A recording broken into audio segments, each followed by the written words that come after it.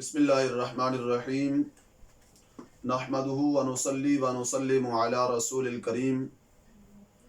اما بعد فاعوذ باللہ من الشیطان الرجیم بسم اللہ الرحمن الرحیم یا ایہا الذین آمنوا اتقوا اللہ ولتنظر نفس ما قدمت لغد واتقوا اللہ ان اللہ خبیر بما تعملون آمنت باللہ صدق اللہ العظیم لی خمسۃ اطفی بها حر الوباء الحاتمہ المصطفیٰ والمرتضی وابناہما والفاطمہ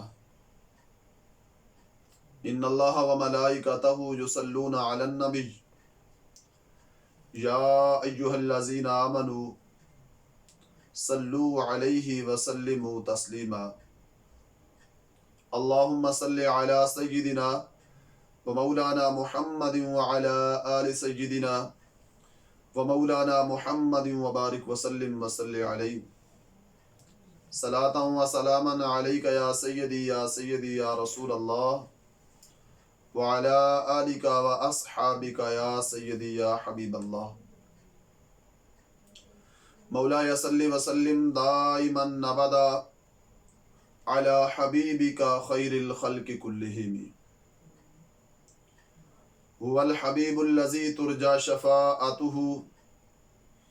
لكل حول من الاحوال مقتحم یا رب بالمصطفى بلغ مقاصدنا واغفر لنا ما مضى یا واسع الکرم یا رب صل وسلم دائما ابدا على حبیبك خیر الخلق كلهم اللہ تبارک و تعالی جل شانہ کی حمد و ثنا اور اس کے پیارے محبوب نبی مکرم شفیع معظم ہادی کل مولا کل محسن انسانیت تاجدار ختم نبوت حبیب کبریا احمد مجتبی جناب محمد الرسول اللہ صلی اللہ تعالی علیہ وسلم کے دربار اقدس میں ہدیہ عقیدت و محبت عرض کرنے کے بعد آج گفتگو کا موضوع ہے محاسبہ نفس۔ میری دعا اللہ رب العزت جل وعلا ہمیں قرآن و سنت کا فہم عطا فرمائے اور قرآن و سنت کے ابلاغ و تبلیغ اور اس پر عمل کی اللہ توفیق عطا فرمائے۔ خالق کائنات جل جلالہ نے انسان کو پیدا فرما کر اس کو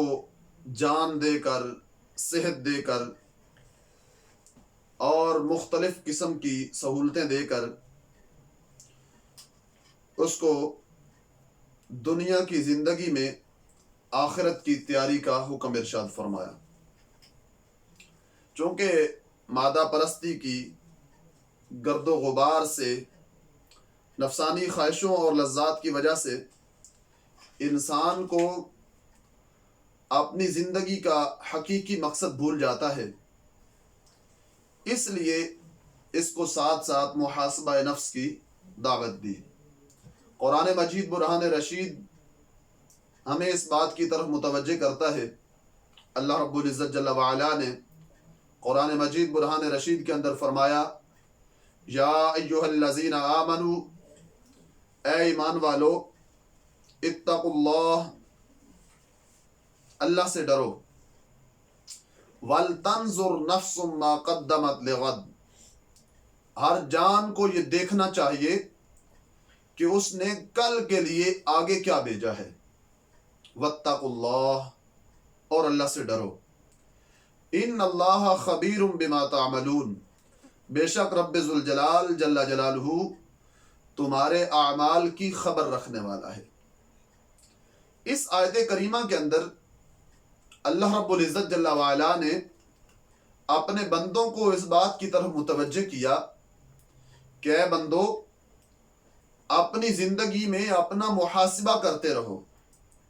ہر جان کو یہ دیکھنا چاہیے، ہر جان اس بات کی طرف توجہ کرے، ہر جان کو اس بات پہ غور و فکر کرنا چاہیے کہ اس نے کل کے لیے آگے کیا بھیجا ہے۔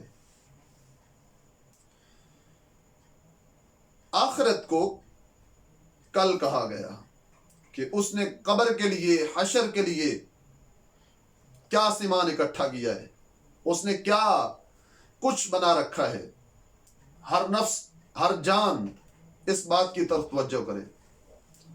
اس آیت کریمہ کے اندر اللہ رب العزت جل وعلا نے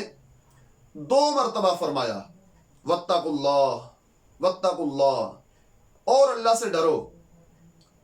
شروع میں بھی فرمایا یا ایھا الذین آمنوا اتقوا اللہ، آخر میں بھی فرمایا واتقوا اللہ، اور اللہ سے ڈرو، تقوی اختیار کرو۔ تو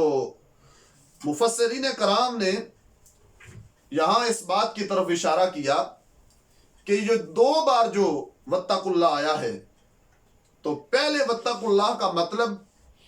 اوامر ہے کہ جو اللہ کے امور ہیں، جو اللہ کے احکام ہیں، ان کی پابندی کرنا، ان کی پابندی کرو، اللہ سے ڈرو، ان کے معاملے میں اللہ سے ڈرو۔ جو بعد میں فرمایا واتقوا اللہ، جو نوائی ہیں، جن کاموں سے اللہ رب العزت جل وعلا نے منع فرمایا ہے، ان باتوں کی طرف اشارہ کیا کہ یہ جو کام اللہ رب العزت نے منع کیے ہیں، اس معاملے میں اللہ سے ڈرتے رہو۔ واتقوا اللہ ان اللہ خبیر بما تعملون، اللہ رب العزت جل وعلا تمہارے اعمال سے باخبر ہے۔ اب یہاں پہ جو درمیان میں آیت کریمہ کا حصہ ہے وَلْتَنْظُرْ نَفْسٌ مَا قَدَّمَتْ لِغَدٍ، اس آیت کریمہ کے اندر بندہ مومن کو محاسبہ نفس کی دعوت دی کہ اپنے نفس کا محاسبہ کرو۔ قرآن مجید برہان رشید کے دوسرے مقام پہ اللہ رب العزت جل وعلا نے فرمایا یومئذ تعرضون لا تخفى منکم خافیہ، جس دن تم سب اللہ رب العزت کے دربار میں تم کو پیش کیا جائے گا، کوئی جان اس دن چھپ نہیں سکے گی۔ کسی کو یہ غلط فہمی ہو کہ باقی تو حساب دیں گے، باقی تو سب پیش ہو جائیں گے اور میں چھپ جاؤں گا یا میں حساب سے بچ جاؤں گا، خالق کائنات جل جلالہ ارشاد فرماتا ہے ان الینا ایابہم ثم ان علینا حسابہم، ہماری طرف ہی سب نے لوٹنا ہے اور ہم نے ہی سب کا حساب لینا ہے۔ یعنی خالق کائنات جل جلالہ فرما رہا ہے قیامت کے دن کوئی بھی حساب سے بچ نہیں سکے گا۔ اللہ فرماتا ہے سب ہماری طرف لوٹیں گے اور ہم سب کا حساب مکمل کریں گے۔ تو محاسبہ نفس کی جو عادت ہے اور محاسبہ نفس کی جو دعوت ہے، جو محاسبہ نفس کرنے کا عادی ہو، قیامت کے دن اس کا حساب آسان ہو جائے گا۔ جو ہر شام کو دیکھے، حساب کرے، اپنی دکان کا تو حساب ہوتا ہے، کاروبار کا تو حساب رات کو کر لیتے ہیں کہ اتنا منافع ہوا، اتنا خسارہ ہوا، اس دن میں یہ کچھ حاصل ہوا، بلکہ یہاں تک کہ یومیہ اور پھر ہفتہ وار، پھر ماہانہ، اس طرح ایک ترتیب ہوتی ہے کاروبار کے سلسلہ کی اور حساب کی، محاسبہ کی۔ وہ سارا حساب تو کلیئر کرتے ہیں اور نقصان ہو تو افسوس کرتے ہیں، نفع ہو تو خوشی ہوتی ہے کہ آج کے دن اتنا نفع ہوا، اس ہفتے میں اتنا نفع ہوا، اس مہینہ کے اندر مجھے اتنا منافع حاصل ہوا، اور خسارہ ہو تو بندہ پریشان ہوتا ہے۔ اسی طرح اگر اپنے دین کے مسئلہ کو، اپنے اوپر جو اوامر و نوائی ہیں ان کو سامنے رکھتے ہوئے بندہ مومن حساب کرے کہ آج کے دن میں نے کتنی نافرمانیاں کی، آج کے دن میرا جو دن گزرا تو رحمان کے لیے کون سا میں نے کام کیا، آج کے دن کتنا نیکیوں کے لحاظ سے اضافہ ہوا، مجھے منافع ہوا، آج کے دن کتنا گناہ کے لحاظ سے مجھے خسارہ ہوا۔ تو یہ ساری چیزیں جب سامنے آئے گی پھر نیکیوں پہ خوشی ہوگی کہ اللہ نے مجھے اس دن میں، اس ہفتہ میں یا اس مہینہ کے اندر مجھے اتنی نیکیوں کا اللہ رب العزت نے یہ مجھے توفیق بخشی اور میں اتنی نیکیاں اللہ کے فضل سے میں نے کی، اور جب گناہ سامنے آئیں گے تو شرمندگی ہوگی، پھر جب شرمندگی ہوگی خالق کائنات جل جلالہ فرماتا ہے تم گناہوں پہ جب شرمندہ ہوتے ہو، گناہوں کی شرمندگی بھی گناہوں کا کفارہ بن جاتی ہے، اللہ رب العزت گناہ معاف فرما دیتا ہے۔ جب حساب ہی نہ ہو، جب پتہ ہی نہیں ہے، جب کبھی سوچا ہی نہیں ہے کہ گناہ کتنے ہو گئے اور جو نیکیاں ہیں ان کا لحاظ کیا ہے، تو پھر گناہوں والا پلڑا جو ہے وہ بھاری ہوتا جاتا ہے۔ اگر حساب کرنے کے ہم عادی ہو جائیں تو پھر اس محاسبہ نفس سے جو نیکیوں کا سلسلہ ہے وہ زیادہ ہو سکتا ہے۔ قرآن مجید برہان رشید نے بہت ہی خوبصورت انداز میں محاسبہ نفس کی دعوت دی،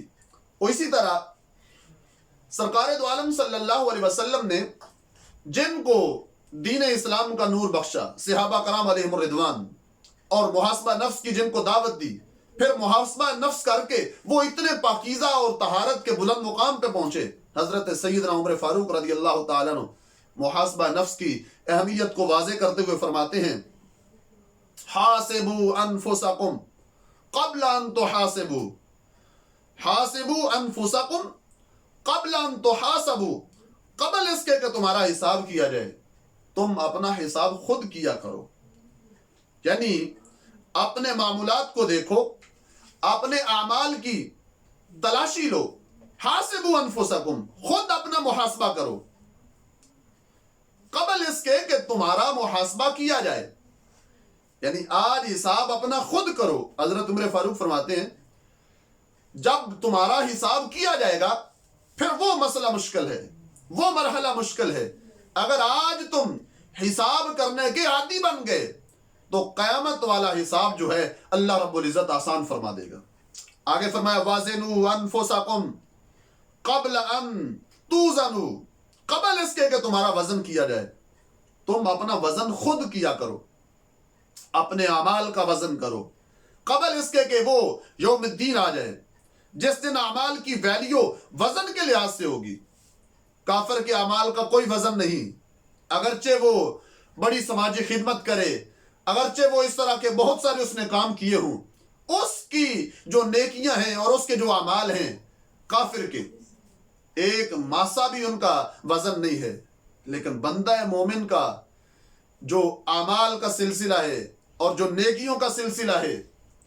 یہ چھوٹی سی چھوٹی جو نیکی ہے اس کو بھی اللہ رب العزت اونٹ پہاڑ جتنا بنا کے بندہ مومن کو عطا فرماتا ہے۔ حضرت عمر فاروق نے بڑے خوبصورت انداز میں فرمایا وازنوا، تم اپنا وزن خود کرو۔ آگے فرمایا وَتَزَيَّنُوا لِلْعَرْضِ الْأَكْبَرِ، سب سے بڑی پیشگی کے لیے تم اپنے آپ کو تیار کیا کرو۔ آج چھوٹے سے پروگرام میں جانا ہو تو تیاری ہفتہ پہلے شروع ہو جاتی ہے، چھوٹے سے فنکشن میں جانا ہو تو تیاری جو ہے وہ کئی دن پہلے شروع ہو جاتی ہے کہ میں کپڑے کیسے پہنوں، میں کیسے تیار ہو جاؤں کہ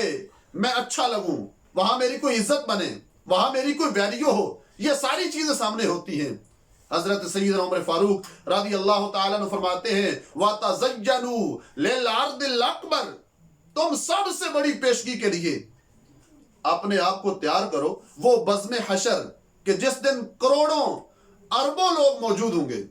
اور ان کے سامنے تمہیں پیش کیا جائے گا، اس دن کے لیے بھی تو کوئی تیاری کرو۔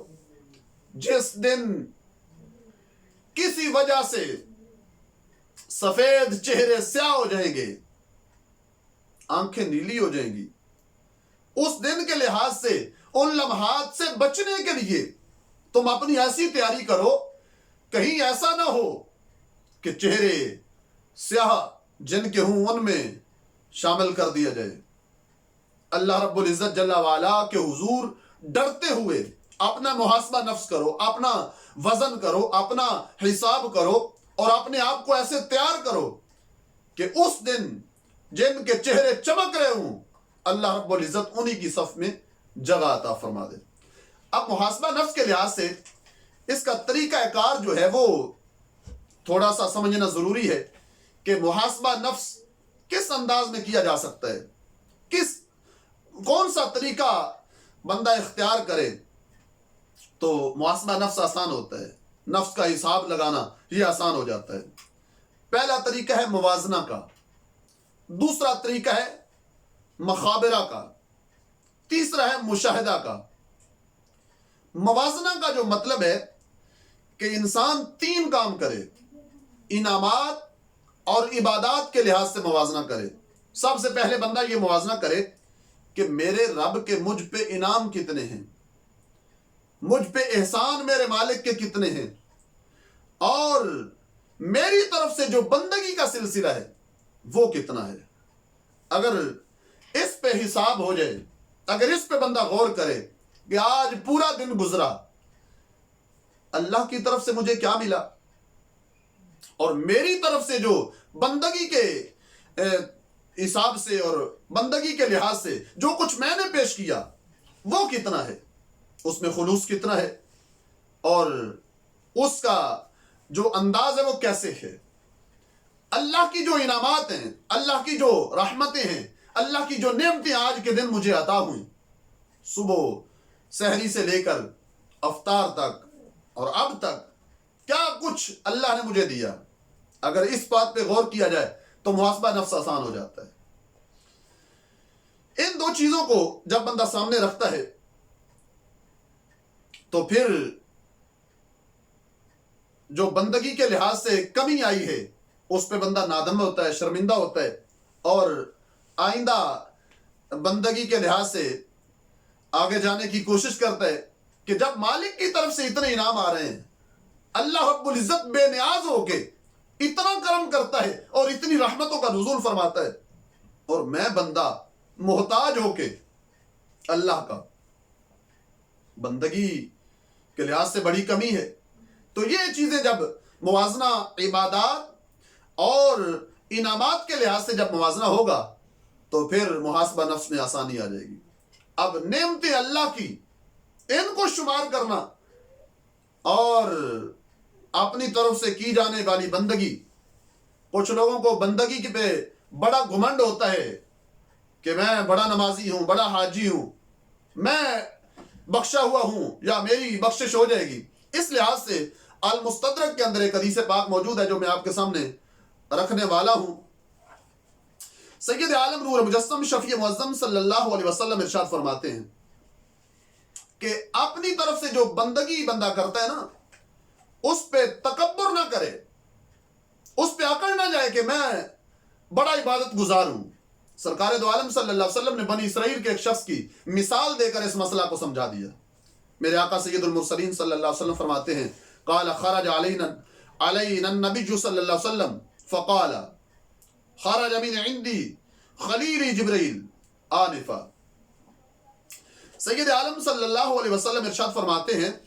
کہ ابھی میرے پاس جبریل امین آئے ہیں، مجھے آ کے انہوں نے بتایا فقال یا محمد والذی بعثک بالحق ان للہ عبدا من عبیدہ عبد اللہ تعالی 500 سنہ۔ جبریل امین نے آ کے بتایا کہ ابھی میں ایک پہاڑ کے قریب سے ہو کے آیا ہوں، جو سمندر کے اندر پہاڑ ہے، میں اس کے قریب سے ابھی گزر کے آیا ہوں، اور اس پہاڑ پہ ایک اللہ کا بندہ رہتا تھا جس نے 500 سال عبادت کی۔ 500 سال۔ اب عبادت کا جو انداز ہے وہ بڑا حسین ہے اور بڑا ایک انوکھا سا انداز ہے کہ وہ اسی پہاڑ پہ رہتا ہے، جو سمندر کے اندر پہاڑ ہے اسی پہ رہتا ہے، نہ وہ گھر جاتا ہے، نہ اس کے بیوی بچے ہیں، نہ کوئی اور دیگر ضروریات ہیں، نہ اور کوئی کام کاج ہے، دنیا کے لحاظ سے کوئی کام نہیں اسے۔ 500 سال اس بندے نے پہاڑ پہ گزارے۔ یہ ہے اس کی عبادت کے لحاظ سے اور بندگی کے لحاظ سے اس کی کارکردگی۔ اب اللہ کا جو انعام ہے، روزانہ انار کا تازہ پھل اس کے لیے اگتا ہے اور وہ اسے کھا لیتا ہے۔ اور باقی سمندر کا جو پانی ہے وہ کھاری ہے، اور جہاں سے یہ پانی پیتا ہے وہ پانی میٹھا ہے۔ اللہ کا انعام ہے یہ، اور اس پر خصوصی یہ اللہ کا فضل ہے کہ 500 سال ہو گئے عبادت کرتے، اور 500 سال میں وہ گھر نہیں گیا، 500 سال میں اس نے دنیا کا کوئی کام نہیں کیا، اب وہ بیٹھا ہے اور عبادت کر رہا ہے۔ آخری جب اس کا وقت آیا تو اس نے اللہ سے ایک سوال کیا، فَسَأَلَ رَبَّهُ عِنْدَ وَقْتِ الْعَجَلِ أَن يَقْبِضَهُ سَاجِدًا۔ اس نے اللہ سے عرض کی کہ اے اللہ، جب میری موت کا وقت قریب آئے تو میری یہ خواہش ہے کہ میں سر سجدے میں رکھوں اور میری روح پرواز کر جائے۔ وَأَلَّا يَجْعَلَ لِلْأَرْضِ وَلَا لِشَيْءٍ يُفْسِدُهُ عَلَيْهِ سَبِيلًا حَتَّى يَبْعَثَهُ وَهُوَ سَاجِدٌ۔ کہتا ہے دوسری یا اللہ یہ عرض ہے، ایک تو میں سجدے میں جاؤں تو میری موت ہو جائے، دوسرا قیامت تک میں سجدے کی حالت میں رہوں، نہ میرے جسم کو زمین کھائے، نہ گلنے پائے، نہ سڑنے پائے، جسم میرا سلامت رہے اور میں سجدہ میں رہوں۔ اور میری یہ خواہش ہے کہ قیامت کے دن جب میں اٹھوں تو میرا سر سجدے میں ہو۔ اللہ رب العزت جل وعلا نے اس کی اس دعا کو قبول فرما لیا۔ جبریل امین کہتے ہیں یا رسول اللہ صلی اللہ علیہ وسلم، جب قیامت کے دن وہ اٹھایا جائے گا تو اللہ رب العزت جلالہ فرمائے گا فَيَقُولُ لَهُ الرَّبُّ أَدْخِلُوا عَبْدِ الْجَنَّةِ بِرَحْمَتِي۔ خالق کائنات جل جلالہ فرمائے گا اس میرے بندے کو جس نے 500 سال عبادت کی ہے پہاڑی پہ چڑھ کے، اس کو میری رحمت سے جنت دے دو۔ وہ بندہ کہے گا فَيَقُولُ رَبِّ بَلْ بِعَمَلِي، اے اللہ میرے عمل کا کوئی حساب کر، 500 سال میں نے عبادت کی ہے اور میری اس عبادت کا کوئی نام ہی نہیں لے رہا، قیامت تک میں سجدے میں رہا ہوں اور اس عبادت کا کوئی نام ہی نہیں ہے۔ اللہ فرما رہا ہے، رب ذوالجلال نے دوبارہ ارشاد فرمائے گا فَيَقُولُ الرَّبُّ أَدْخِلُوا عَبْدِ الْجَنَّةِ بِرَحْمَتِي، اے فرشتو میری رحمت سے اسے جنت دے دو۔ وہ بندہ کہے گا یا اللہ رب بل بعملی، یا اللہ میں رحمت سے نہیں جانا چاہتا، میرا کچھ حساب کر، کچھ پتہ چلے، میرے اعمال کو سامنے رکھ اور پھر مجھے جنت دے۔ فیقول الرب، تیسری بار خالق کائنات پھر فرمائے گا ادخلوا عبد الجنہ برحمتی، اے فرشتوں میرے بندے کو جنت میں داخل کر دو میری رحمت سے۔ فیقول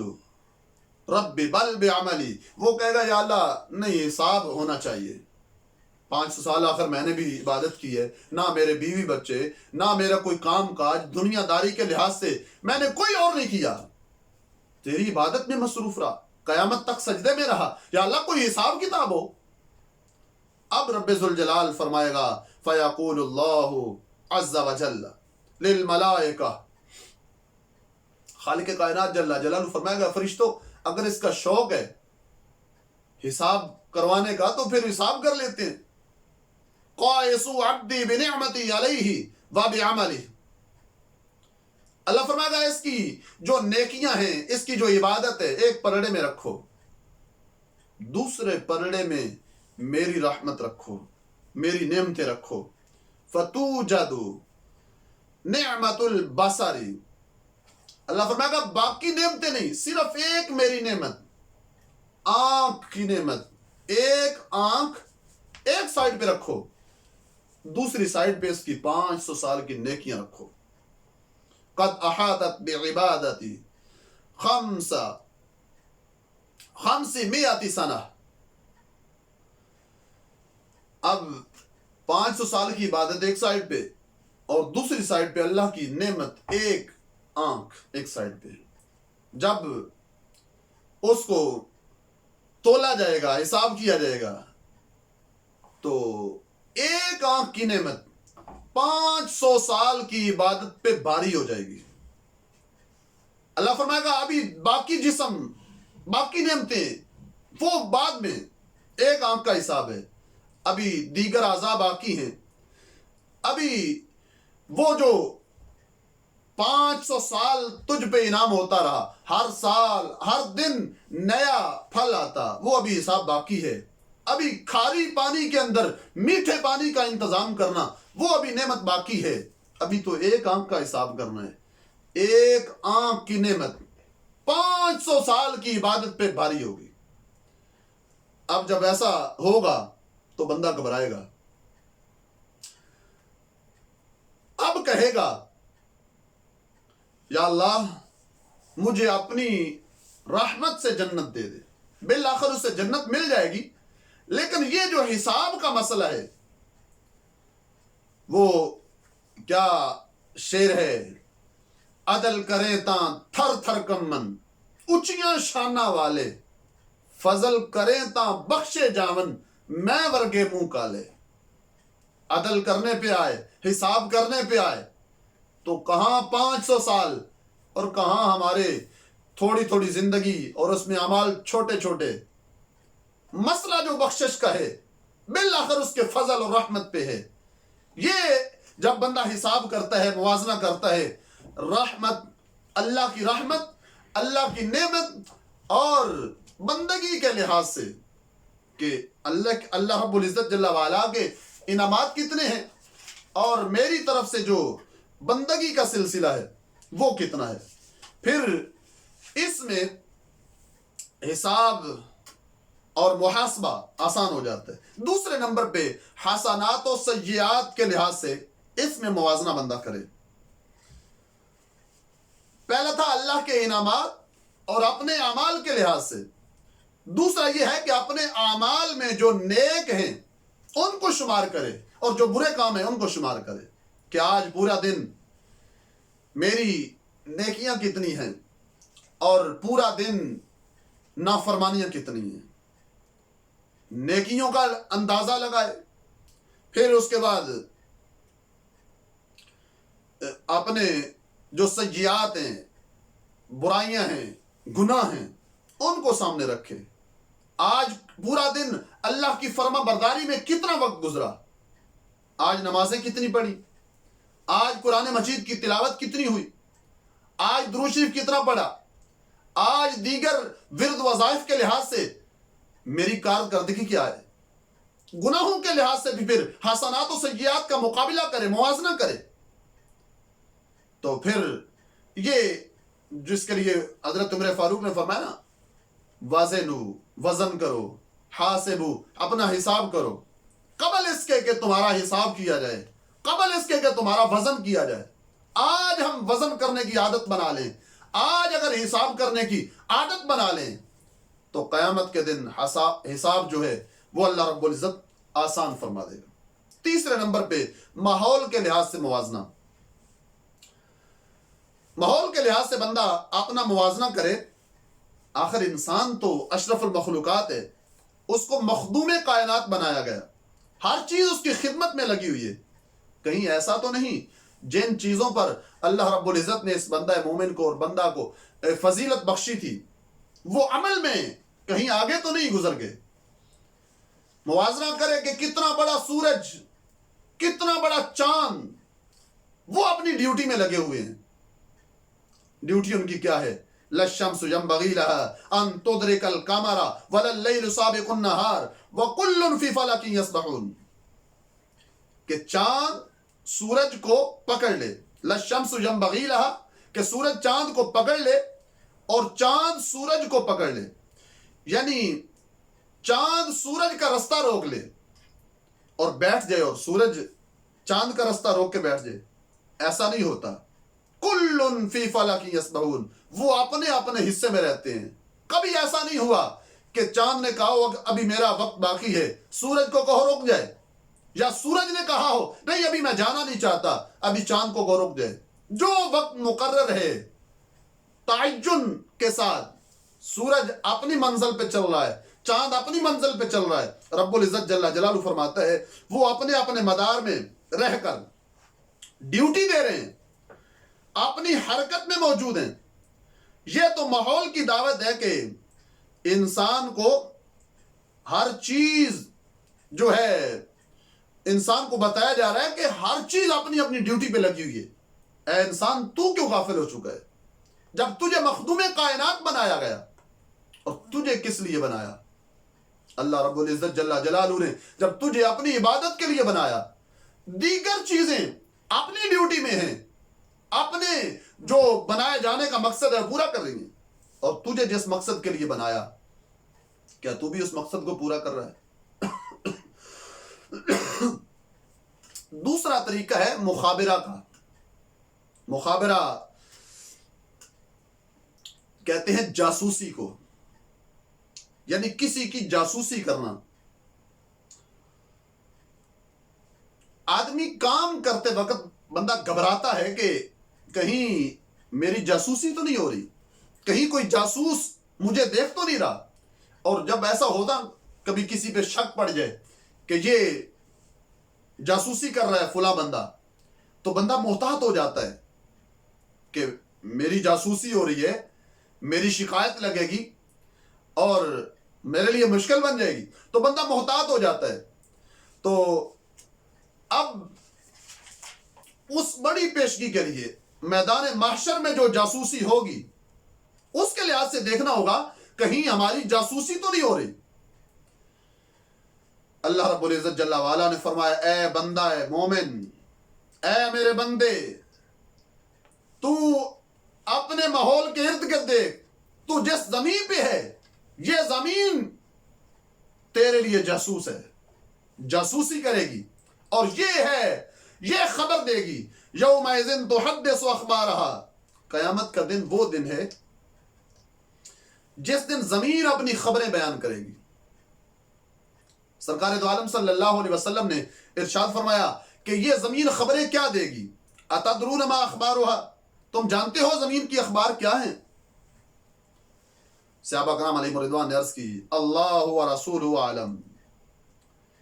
اللہ جانے یا اللہ کا رسول علیہ السلام بہتر جانتے ہیں، ہمیں نہیں پتا. سرکار دو عالم صلی اللہ علیہ وسلم نے فرمایا، ان اخبارها ان تشهد على كل عبد او امت بما عمل على ظهرها. زمین کی خبریں یہ ہیں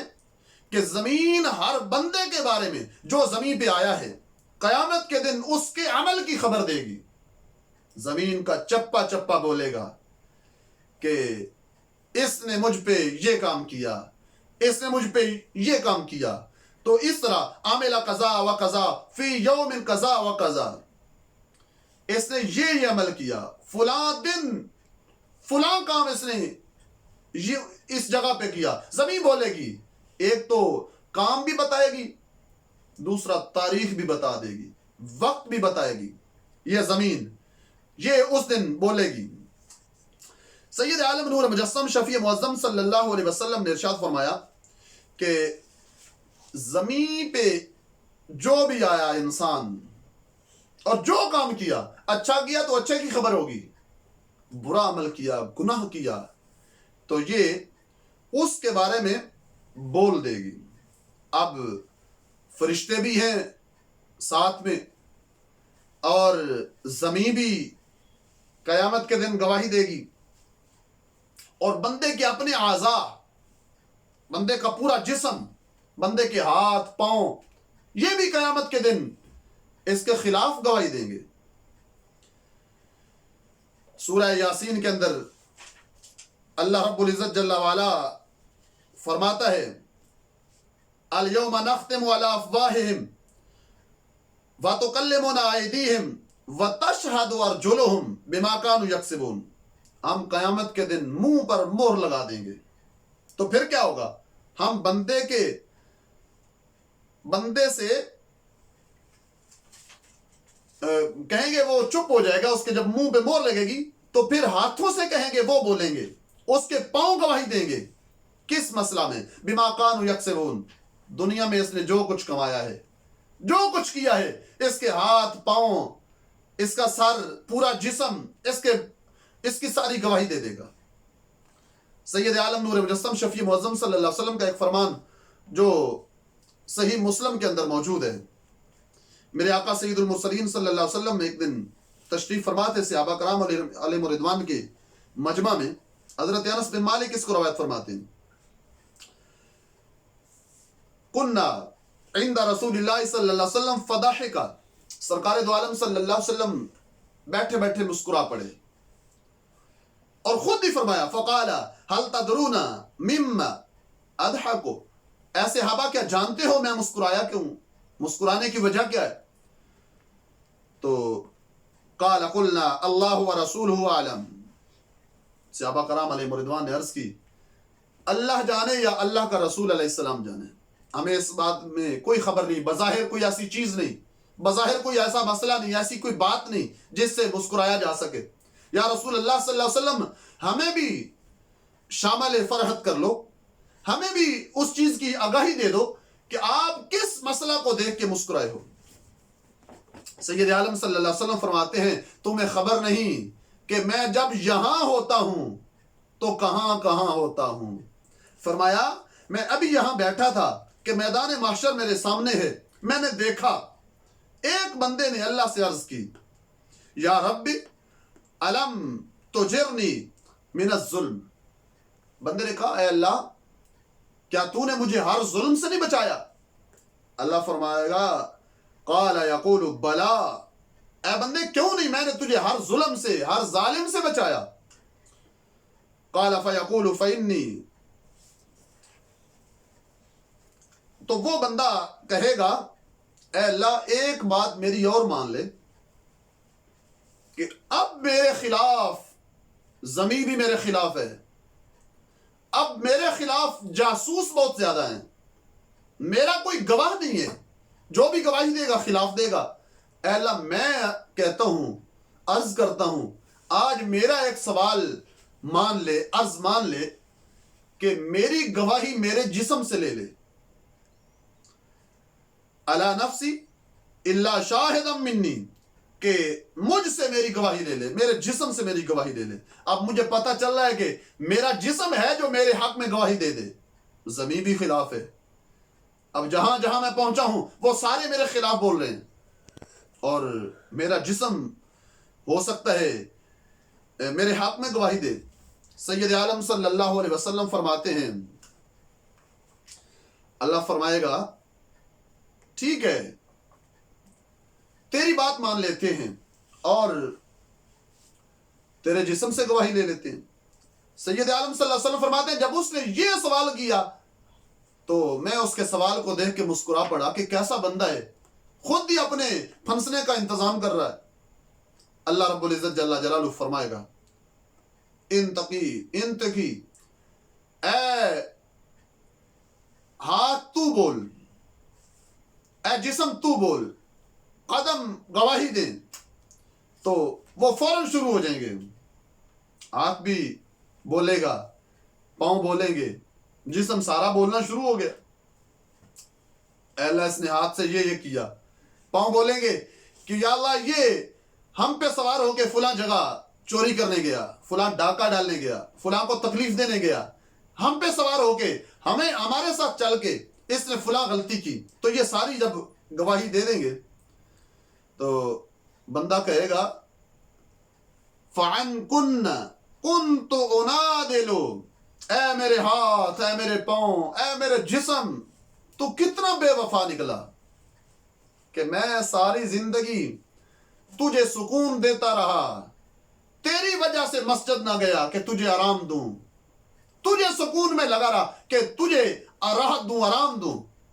تو ہی میرے خلاف ہو گیا۔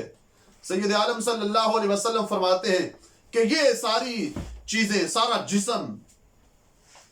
اگر اچھے عمل ہوئے تو پھر حساب بھی اچھا ہوگا، عمل اچھے ہوئے تو پھر گواہی بھی اچھی ہوگی، اگر عمل برے ہوئے، جو عمل ہاتھوں سے کیے، پاؤں سے کیے، تو یہ ساری چیزیں اس دن گواہی دے دیں گی۔ سید عالم نور مجسم شفیع معظم صلی اللہ علیہ وسلم نے اس سلسلہ میں بہت سارے فرامین ہمیں عطا فرمائے کہ اپنا حساب کرو، محاسبہ نفس کرو، ابھی سے حساب شروع کر دو، نیکیوں کا، سجیات کا، ابھی سے موازنہ، مواخذہ اور محاسبہ شروع کر دو۔ جس نے آج سے ہی اپنا حساب شروع کر دیا، قیامت کے دن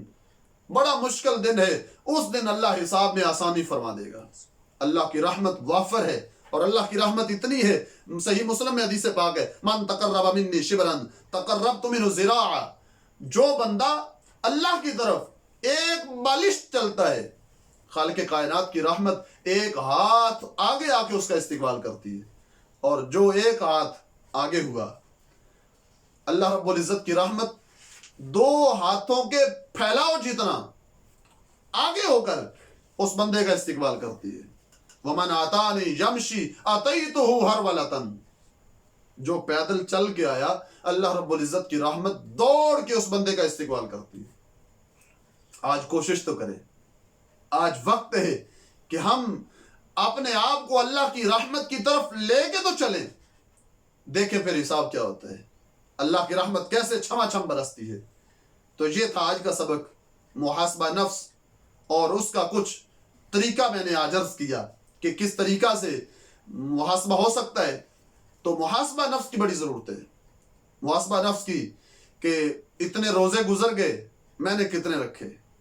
جتنے رکھے ان میں مجھے کیا کچھ ملا، جتنے روزے رکھے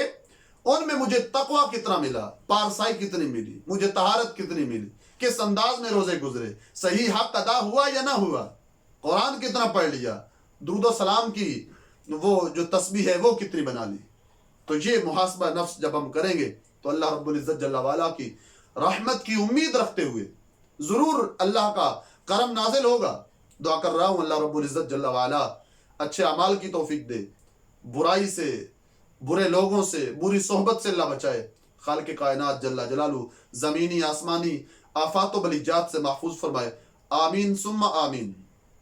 وآخر دعواہم ان الحمد للہ رب العالمین۔